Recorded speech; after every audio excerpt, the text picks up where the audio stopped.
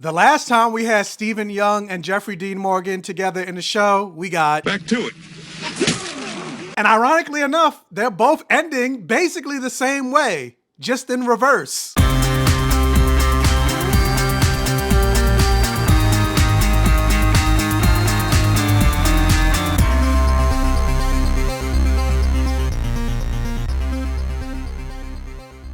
And welcome to my safe haven, everybody. Thank you guys so much for clicking on another video and joining me here on the Black Gay Comic Geek channel. If this is your first time checking out my channel, checking out one of my reviews, let me introduce myself. My name is Michael. I call myself the Black Gay Comic Geek, and I always say the things that I love to talk about here on the channel has blood, sex, gore, and magic, or any variation of the force. I mostly like to talk about fantasy, superheroes, comic books, action movies, horror movies.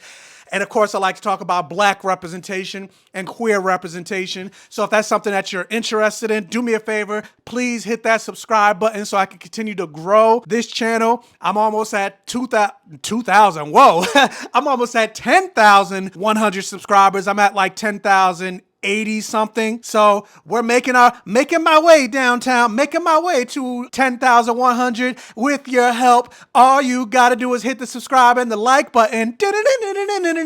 But anyway, you can also help with that. Like I said, hit the like button. It tells the YouTube algorithm that this video is worth getting out there. My channel's worth getting out there so I can continue to grow. I want to eventually have that YouTube silver play button, which is $100,000. Hopefully I can get $100,000 making content, but 100,000 subscribers. So let's get there, and then maybe the $100,000 will come. But with that said, guys, we're here to talk about Invincible Season 3, Episode 8, the season finale of Invincible. Now we probably got to wait like a year and a half, 2 years for the next season. But anyway, let's get into Episode 3 for Invincible. This is full spoilers. This episode is called I Thought You'd Never Shut Up. And one thing I would not shut up about, especially after this episode, is you see how powerful Adam Eve ended up becoming by the end of this episode. With one blast from her, she basically removed all of Conquest's skin. She basically pulled a Dark Willow from Buffy season 6, where she flayed him alive. And yet, for the most part, and again, I know the show is different from the comic, but outside, just based on what I know from the comic, I'm at like 102. I'm on like issue number 102 of 140. No, issue 101 of 144. So I'm almost done with the series. So there's still 44 issues that I got to get through. But where I'm at right now, we don't really see her do that again outside of that moment. And I'm hoping they change that in the show, because I'm just like, especially when she revealed like she has mental blocks in her mind. And this is something that they do, I feel like, with a lot of women characters. They only get stupid powerful when they snap or they're close to death. Like, you think about, not so much now, but like when Scarlet Witch did the No More Mutants thing and proved how powerful she was, it was only because she snapped. Or Jean Grey don't go in Dark Phoenix. It was only, she got that powerful only because she snapped. She went evil. Willow becoming Dark Willow, it was only because she was in grief and she was,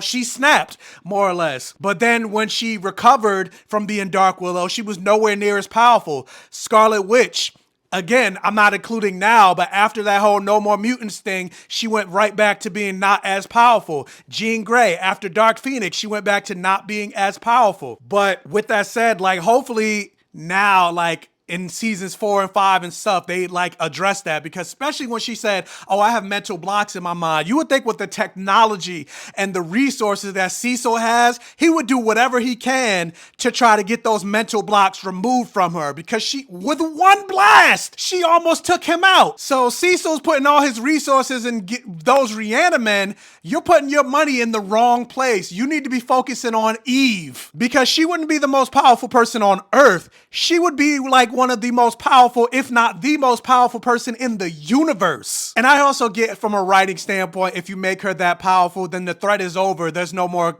threat. And if there's no more threat, there's no more show. And if there's no more suspense or drama, like, the show is basically boring at that point. But there's ways to write around her being that powerful. But with that said, Conquest came, Conquest saw, Conquest conquered a lot. Like, basically the damage that he inflicted was basically on par with what Omni-Man did to Mark in the first episode in terms of like killing a whole bunch of people, using Mark's face as a battering ram. Like, I know Mark's got to be tired. Like, stop using my face to kill people.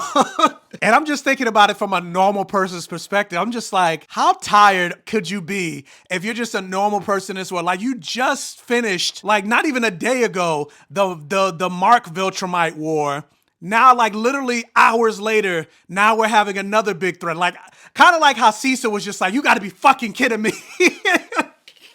This is happening now. Like, can we get a break? And then even with that, jumping forward, based on how the episode ends, we see that the Martian parasites are coming back. So it's like this world. I was like, I don't know what's worse, like the Marvel Comics world or the Invincible. At least I feel like with Marvel Comics, they get a break, because it seems like with Invincible, it's always like world-ending threats, as opposed to like Marvel Comics, like maybe the Block might be in danger, or, you know, it's just a thug here and there. It's not always like world Marvel events, whereas like Invincible, every episode is like a world event. But the thing about Conquest, like Conquest showed Mark and Angstrom Levy as well, those two villains showed Mark that sometimes there are people that the only way to stop them is to kill them. And that doesn't make you less of a hero to do that. As a matter of fact, that makes you still a hero, because you killing them ends up saving thousands. At the end of the day, you having the power that you have, you are effectively the law when it comes to people like an Angstrom Levy or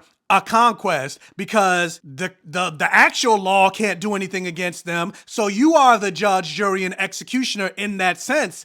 And by you taking that action, like, imagine if he took out Conquest. Granted, he didn't have the ability, but like, if he was able to, instead of neutralizing Conquest, if he was able to kill Conquest, half the people that died wouldn't have been, they would still be alive. And Cecil, like, we know Conquest still being alive just based on, and I'm not even talking about if you read the comic, I'm just talking about just based from a writing standpoint. You know that's not going to end well for Cecil. Anytime you keep a villain alive, that villain always comes back, especially knowing how fast and how quickly Viltrumites heal. So you're just like, Cecil, like, you should learn, like, you should know. You should know better. And this, for the most part, I've been rooting for Cecil this whole season, but for this particular moment, I'm like, Cecil, what are you doing? But I wish the animation for this particular episode, or let me rephrase, I wish the rest of the season looked as good as this particular episode. Now, granted, this was the final episode of the season, so of course they had more time to do this episode, and there were certain moments where I could tell like they let certain things slide, like when Mark was punching Conquest, there was a moment where it almost looked like Conquest was like frozen in time, like Piper from the Charmed ones came and froze him, like he wasn't moving, there was no shadows. So it's like, I could tell like there were certain moments that they let that go, but for the most part, the animation for this episode looked pretty good. Like they even had shadows. What's it called? Contouring? Not contouring. Compositing that they had in this episode that they don't really have in other episodes. So like, I wish the rest of the season looked this good. And even though the wait for Invincible is long and sometimes it can potentially hurt the show, like I think the wait between season 1 and 2, and then also them breaking seasons 2 up definitely hurt the show a little bit, but I don't mind waiting if I can get better animation. But the thing in Invincible's favor is like the story is so good that you kind of forgive the quality of the animation from the show, especially when you like compare shot for shot from the comic to the show. You're just like, it doesn't compare. Like when you look at all the Invincibles flying together and you compare what they showed in the show versus the comic looks so much better. But I was also kind of hoping that this moment would have been a moment of growth for Oliver, because Oliver has been a little cocky for the most part, because yeah, being that he is half Viltrumite, he's more powerful than most of the characters on Earth in this show. But and so that's kind of why he was so cocky going up against Conquest. But it goes to show like, Oliver, you're not as powerful as you think you are. And I was hoping that this almost near death moment, like when Conquest was he was basically about to rip him in half. I was hoping that moment would more kind of humble Oliver, but we see by the end of this episode, didn't really happen. And That's something I feel like needs to happen with Oliver in the show. Again, I'm not talking about the comic, I'm talking about the show. That's something that needs to happen with Oliver. He needs to be humbled. Like, I get he's a kid, but he also still needs to be humble, especially, but like I said, Mark admitted that, yeah, Oliver, sometimes you're right. Sometimes some people need to die. But in the way Oliver was talking about it versus the way Mark is talking about it, like, Oliver was a little bit more cavalier with murdering people, whereas I feel like Mark, he understands the weight of it. And yeah, sir, he can't kill anybody. Not anybody that threatens him needs to be murdered. But like I said, some threats, like an Angstrom Levy, like a Conquest, they need to be taken out. But one thing that I appreciated about this show that they're addressing that the comic didn't address, like, you remember, like, that demon person that Cecil ended up sending back to hell, that also happened in the comic, and then we never saw that person ever again. So I don't know if maybe Robert Kirkman forgot about them. Again, maybe they show up in later issues, because like I said, I'm only at issue 101 of 144. But the thing about Invincible, everything that Robert Kirkman put in the comic always came back to a certain extent and played throughout the series, with the exception of that demon character. And I was just like, where has he been? Whereas in the show, we're finally addressing that. We're getting to see him come back with whatever. I don't know what that storyline is, because like I said, in the comic, that character never comes back. And so I'm just like, what? There's magic in the show, but it don't really get addressed. So I'm curious of what that storyline is going to be. At first, I thought it was going to be like a Scarlet Witch type of storyline, where like whatever demon was that he was trying to summon, that was going to be like a Chthon. And he was like, when he mentioned like one of the most powerful entities that we've ever seen on this planet in eons, I thought he was talking about Adam Eve, but then it said he. So I was like, oh, we're talking about Mark. So I thought he was going to like latch himself to Adam Eve, and it was going to be like how Scarlet Witch is attached to the demon Chthon, and that's why she's so powerful. I thought that was what was going to happen, but no, I guess it's going to connect to, or maybe Conquest, because Conquest is locked up. But I'm curious what that's about, because even though I know the comic and I know where most of the storyline is going, that's the one storyline I'm just like, what is this? So I appreciate, and again, this is me saying that not having finished the entire comic, I have to keep emphasizing that, because I don't want people saying in the comment, oh, well, maybe if you get to issue 123, I'm not on 123. I just said I'm on 101. But at least from that standpoint, from what I know, the show is still surprising me in that sense. But yeah, this episode was great. I really enjoyed how this episode ended. I saw IGN gave this episode a 4 out of 10 and labeled it bad. And I was just like, what are they smoking? Like, this episode was not even close to being bad. This episode was great. And I honestly teared up a little bit during the Rexplode funeral scene. I was just like, damn, Rex is gone. And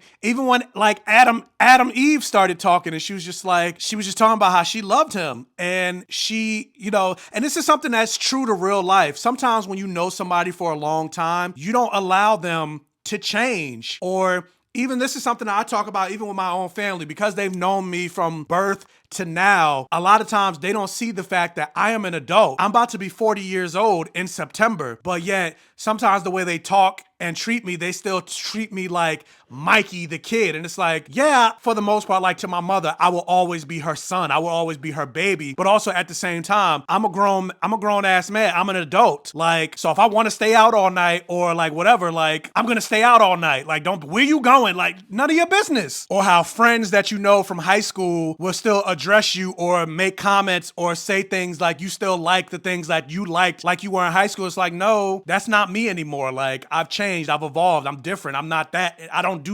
like that anymore. Or I don't do those things anymore. And that was a very real moment. Like, I was just like, that's true. Or not even just with me, but like sometimes the way you see other people, you'll still see them based on how you always knew them. And it's like, no, people change sometimes within reason. And yeah, Rexplode has changed before he ended up dying. So I was just like, that was a real moment. I was just like, damn, before he even really got to live in him being a better person, he got taken out. Rest in peace to Rexplode. And I still think it's a little creepy that Robot, or now Rex, whose new name is Rex, he basically fully took over this man's life. Not only did he clone his body without his permission, now he's kind of like taking his name. Granted, it was a way of honoring him, but it's kind of like, it was kind of weird, especially like, it's like you're taking over this man's life basically. You have his body, now you have his name. But I wonder if the death of Rex, I can't remember the girl's name, but the girl that basically has Ant-Man powers that he was falling in love with, I wonder if now she's gonna go back to being a hero as a way of honoring him. Or is this the last that we're gonna see of her? Who knows?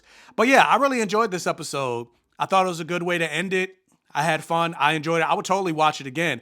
But with that said, what did you guys think about this episode of Invincible? Would you give it a 4 like IGN, or would you rate it higher? Let me know all of your thoughts in the comment section below. Like, share, comment, interact for the all gay rhythm. This is one of your first time checking out one of my videos. Hopefully check out the other videos on my channel and watch, like, share, comment, and interact for the all gay rhythm on those videos. Tell your friends, families, and neighbors about my channel to help me continue to grow. Hit that bell notification button so you're alerted every single time I post a new video. And also check out my Discord channel. Link in the description box below. We can continue the conversation about Invincible. We could talk about other shows. We could talk about Severance, Daredevil, whatever you want to talk about. You can tell me how your day was or whatever, all in the Discord channel. So check that out. And as always, I will catch you guys next time.